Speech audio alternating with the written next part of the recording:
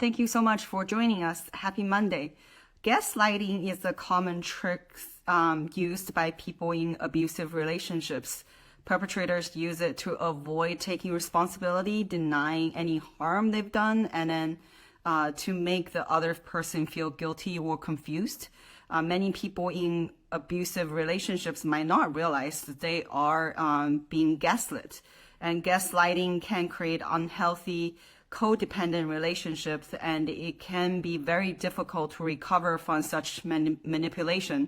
So being gaslit can lead to conditions like anxiety and depression and can severely damage your self-esteem.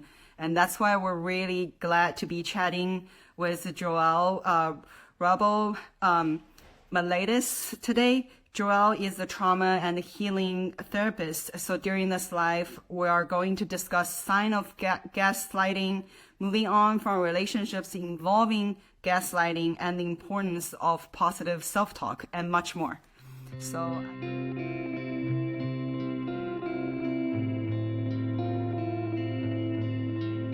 KR, we were just talking about it. I, let's see if this works this time. Yay. Thank you so much for joining us and sharing your expertise today. Oh, my pleasure. Thanks so much for having me on the show. And today's topic is about gaslighting, and which is a word that used like so often. Could you explain to us what exactly it is? Yeah. So gaslighting is a manipulation technique, and it can be something that is really easy to spot, or it can be something that is very passive aggressive and covert. And so it sounds something like when you're in relationship with somebody, whether it's a romantic, a work, a friendship, it could be all sorts of different kinds of relationships.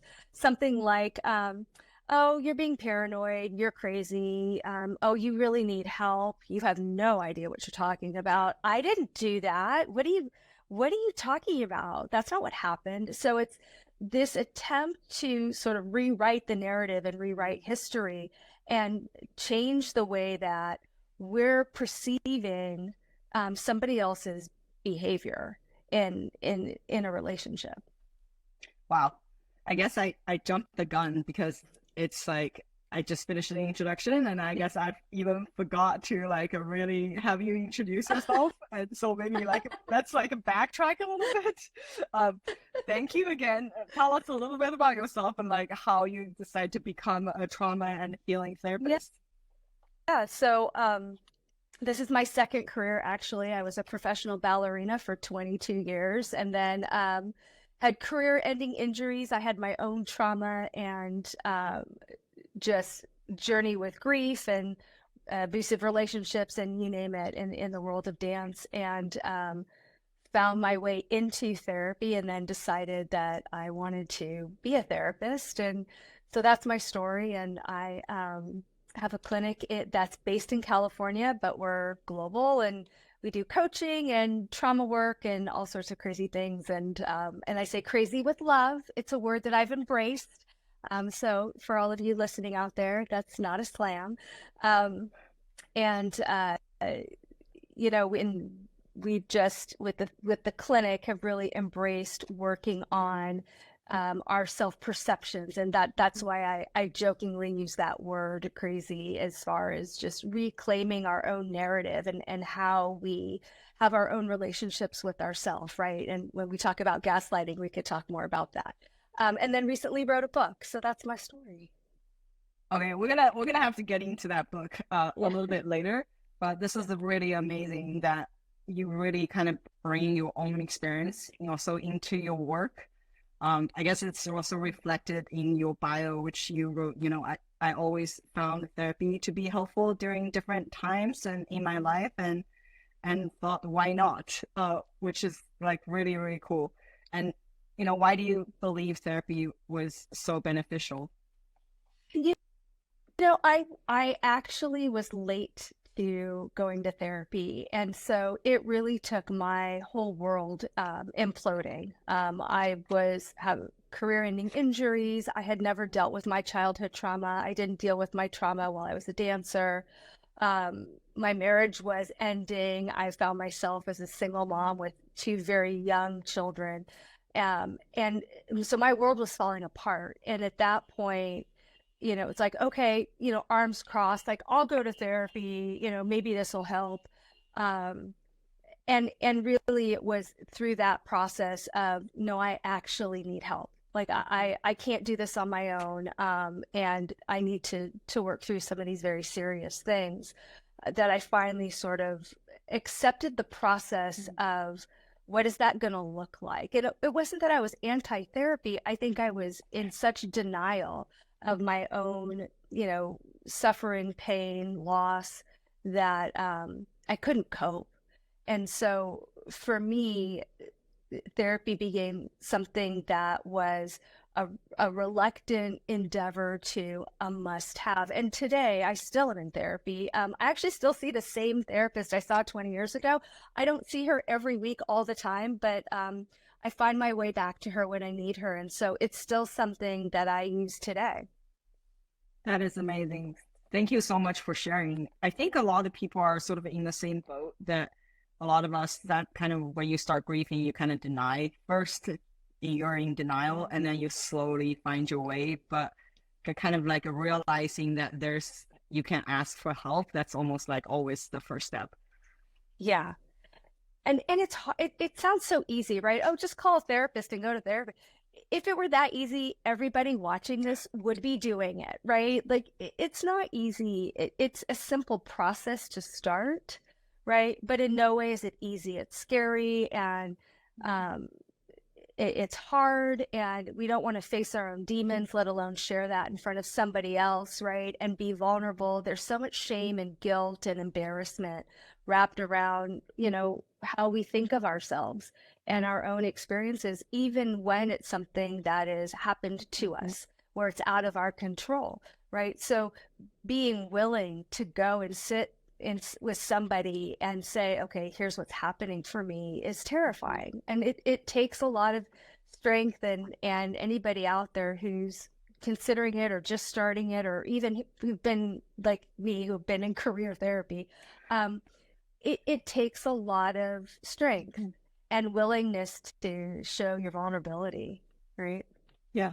Okay, now Gaslighting. go back to now gaslighting.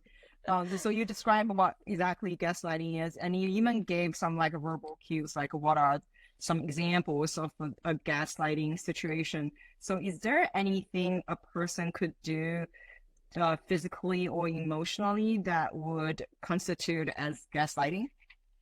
Yeah, I think the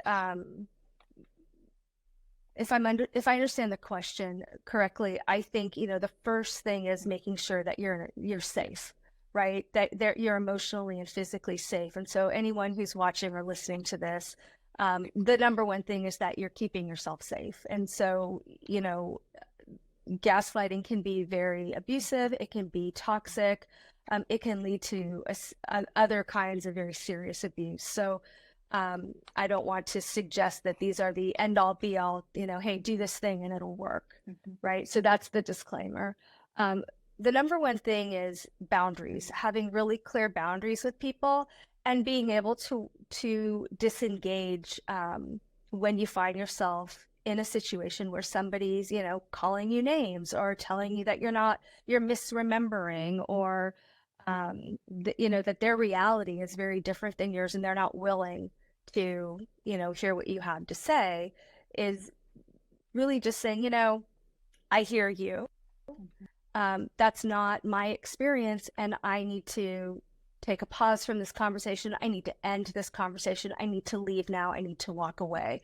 And as long as, again, you're safe doing so, it really comes down to having very clear boundaries.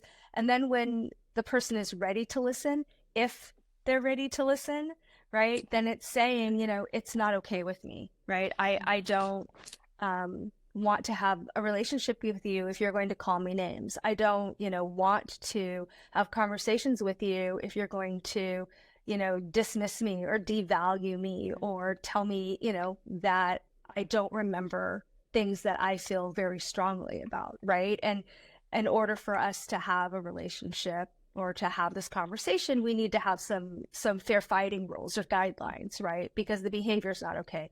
Very, very clear boundaries. Depending on the level of gaslighting, if it's somebody who's, a career manipulator versus someone who is, clinically narcissistic, that may not work. And so sometimes it's ending relationships. This isn't working for me. You almost answered my next question. I was going to ask you, what should you be doing if you believe you're in a relationship with someone who's gaslighting you? So I guess the first is making sure you're safe. Yeah. And then the second is evaluate the situation. Is this person, can you even talk to this person? The next steps, right? Like if this person is clinically narcissistic or clinically ill, then you better end this relationship or figure out other ways. Right. Or, go to therapy if it's a relationship that you're invested in, if it's a romantic relationship and that's something that you feel, very strongly about. There's a lot of different avenues. I think the trick is that boundaries are really hard. And they're really hard to implement, especially when we're feeling attacked. And the thing about gaslighting, can be very covert where we don't realize it. We don't realize that somebody is shutting us out. It's like, oh, you always do this. Passive. Oh, you always do this. Yeah. And that passive aggressive, right? Whatever you want, that's fine. And whatever you want, just do whatever you want. That's fine. Right. How do you argue? You can't combat that. And even when you're like, I'm not asking to be right, I'm not asking it to be my way, I'm looking for some collaboration, I'm looking for a partnership here. And they're like, oh, you always complain, I'm so tired of it, whatever you want, just do it, I don't care, fine. Like after a while, there's nowhere to go. And I started the live off with, I was going to say podcast. I've recorded a few today. Forgive me. The live off with, this idea of crazy. And I say that with love because a lot of times in my own journey, I felt crazy and I wasn't crazy. Right. And in toxic relationships, in abusive relationships, in gaslighting relationships, I feel crazy. Right. People make you think that you don't have an understanding. Yeah, that you're and you don't have an understanding of your own reality. That's why I started off by saying, "Hey, wait, hold on. I'm saying this with love, for a reason, right? Because with gaslighting, we're told we're crazy. Oh, you're crazy. Oh, you need help. Oh, just take medication. Go back to therapy." And when you've entrusted somebody with your most vulnerable pieces of yourself, right? You're in therapy. They're like, "Just go talk to your therapist." Like that's really toxic, abusive, damaging, right? Relationships that we, after a while, start to believe, well, maybe I am. Well, they keep telling me this. This is somebody that I love. Why would they hurt me that way? Maybe I am crazy. We start questioning our own ability to know what's in our best interest. Now let's talk about the positive side. Yeah. First is obviously we need to identify these signs and then figure out a way to address it. You also mentioned about positive self-talk. So could positive self-talk help you during your healing journey? And, what does that sound like?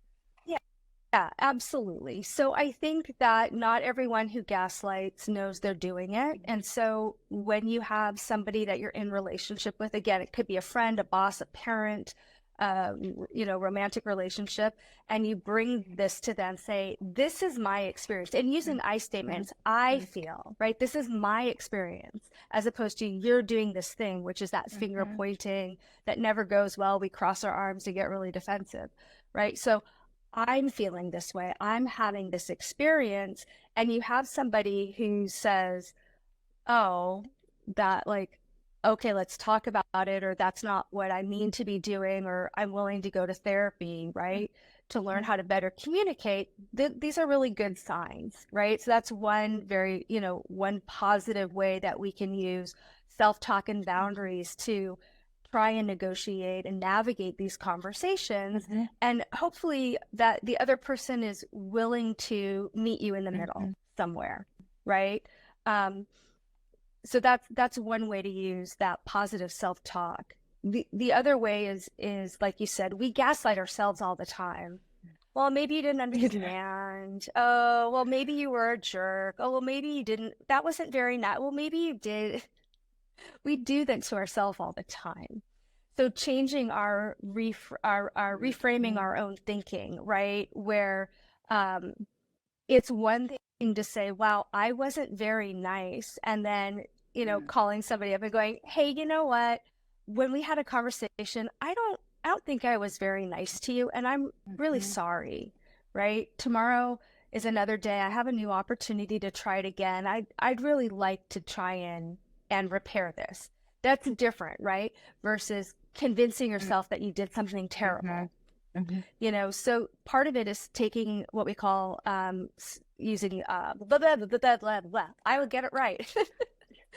That's thought stopping, so CBT, and where the easiest way that I like to teach people how to do this is visualize a stop sign. Tell yourself to stop. Take a couple big belly breaths, right? In through the nose, out through the mouth. That helps reset your fight, flight, freeze. And that will help you sort of regain some stability over your nervous system. Gives you an opportunity to think clearly. And then, what do I need to be doing right now? Is this helpful for me? Am I getting anything from this message that I'm sending, right? To myself, how do I reframe this? Okay, did I make a mistake? Yes or no? So it's a decision tree at that point, right? Yes, I made a mistake. Cool. I can apologize, right? There are ways I can go about trying to rectify that. No, I didn't make a mistake. Okay. So can I find some grace for myself, right? Can I stop and focus on what I need to be doing? Right now, I need to get in the car and go to the grocery store. I need to get back into the meeting for work, right? I need to stop the negative dialogue in my head and move forward. So that's the beginning part of learning how to change that negative narrative. And then positive affirmations, gratitude. I think for me, it's holistic, mind, body, spirit. So anything from breath work, movement, yoga, therapy, self-help, gratitude, getting out in nature, whatever makes, I have a glass of warm tea over here off to the side of the camera, like whatever makes you feel back to yourself, right? And then really saying, I'm going to work on the way that I think about myself and the way that I talk to myself, because I wouldn't talk to anybody the way I talk to myself. Oh, wow. Wow. Oh my God. This is like loaded with information. And I think I gathered a few things that's like, I feel like super important, because sometimes we don't even especially gaslighting ourselves. A lot of time we don't really think about it. You could be gaslighting others, but you could also be gaslighting yourself. So really thinking this through, and then also use strategies to calm yourself down and then start thinking about it is really, really important. Yeah. And, and there's, anything from journaling, bullet point lists, there's a lot of information out there. Just, look for, information like yours or mine that's empirically based and well researched with experts. There is a lot of good information that helps. And anybody who's watching who is like, oh my gosh, I do that, right? It's not easy to stop. You've learned a behavior for a reason. Chances are it's a way to protect yourself from being in toxic or abusive relationships, right? We've learned behaviors for a reason. And so a lot of it is making it very conscious and saying, do I like myself when I do this behavior? And if the answer is yes, well, keep doing it. And if the answer is no, then are you willing to make changes? And then it's really working on this idea of making amends and saying, to that person, hey, you know what? I'm catching myself doing this. I'm working really hard to change the way that we're interacting, or to change my part in this. And, will you please give me a little grace? Will you please help me while I'm making this change? And it's just being very matter of fact. I'm working really hard on making this change, because it's going to take time to change the behavior. So this is for like individual, if you are realizing you're doing this, this will be a really great step for you to take. But if for like, say, a couple who's working through a relationship that involved gaslighting, what would be the best way for like a couple? Obviously, they will need to start talking about it. One person will need to step forward to saying that I'm doing this and I'm like trying to change it. And what would a couple's, like individual therapy or both be a good idea? Yeah, I mean, it really just depends on people's resources. Couples counseling works really well for this. There are lots of books out there for couples to work on their communication. So even just reading a chapter a week together and having conversations, again, for relationships that are safe, right? But if the gaslighting is at a point where one person is saying, I'm not emotionally safe anymore, I'm not physically safe, that's a whole different issue, right? And so if this is conversations that you don't feel safe having with your partner, then having a mediator, whether that's somebody in your clergy, or in an elder, right, in your culture, whatever that looks like, or a trained counselor to help, mediate and navigate how do we have effective communication is really the way. Wow. I felt like everyone should be thinking about this and they should be going through therapy. What does a session with you look like? Oh my gosh, like this. Yes, I mean, I'm totally enjoying it. Yeah, in a lot of ways, this is the truth. It really is. I have got a lot of different certifications. Have a master's in clinical counseling psych. That's from a holistic perspective. I have certifications in trauma. I have a clinical PhD. So I have a lot of theory, and I come into every session with sort of picking and choosing what I think might work, and then relying on my clients to go, I hate this, I'm not doing it, or, oh, that was great. A lot of it is really just showing up and being myself and being as authentic as I can, and meeting people where they're at, where sometimes it's somebody just needs a safe space to listen, and to talk and not feel judged. And other people are like, I want an action plan. And I try and be as candid and as honest as I can be. I don't pretend that I know everything. I'm human. I make mistakes. I teach this stuff for a living, and I still struggle with my own self-talk. I go to therapy. So I think a lot of it is, the clients that I work with typically are people who are really driven, and they've also stalled out of therapy before. They've had a lot of therapy or bad experiences with therapy, and they have a lot of very complex trauma. And so for me, the name of the game is just being slow, not pushing too hard, and allowing my clients to set the pace, and helping them be as honest with me as they can. Joe, I hate journaling. I am not doing it. Cool. I get it. We'll do something different. Amazing. Tell us about your workbooks. Oh, yeah. So I wrote a book. It's called Give Yourself Self-Love, the Journal for Non-Journalers. I have it. It's hearts and rainbows and glitter. But it's a 31-day skills-based book. So everything we talked about in the live. And I'm calling it the Journal for Non-Journalers because there are a few process-based journal questions or open-ended questions, but a lot of it is skills-based. So like the thought stopping, do this thing, try it. How did that work for you? So then that assessment. Okay, here's another skill to try. Try this one. How did that work for you? And then some reflection. And so the idea behind it is that after 31 days, with very small tweaks and changes, we can make major behavior modification changes, and we actually become happier. And there's a lot of research behind it. So the glossary and the reference section is quite lengthy, but it's intentional that way. And it's not a book that you have to read. It's all a graphic novel, so it's all illustrated, and it's very easy to use. So you could do 5 minutes a day, or you could do the whole thing in an afternoon if you wanted to. So it sounded very tangible and hands-on. I love it. Yeah. Thank you. Yeah, it's really designed to help people practice skills, whether they've been in therapy a long time or they're just, thinking about, looking at how do I work on that negative thinking I have, or right, negative self-talk. So How do we get, how do we get it? how do you get it? It's on Amazon. Okay. And so I know you'll drop all of my information in your show notes. Thank Absolutely. you. And you can always DM me and I'll send you the link for anybody that's watching live. And I respond to emails and messages, so feel free to reach out to me. Amazing. Is there anything else you'd like to promote or share?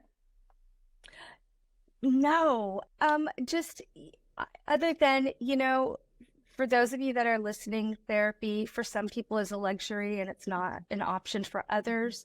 There's a lot of great therapists out there. There's a lot of terrible ones. Sometimes it takes trying a few before you find the right fit, but don't be shy about interviewing us. When you call and you're like, what's your style of therapy? How do you work? Where's your training? Have you worked with whatever issue that you are going to therapy for? Have you worked with gaslighting? If somebody says, well, yeah, they may not be the right person.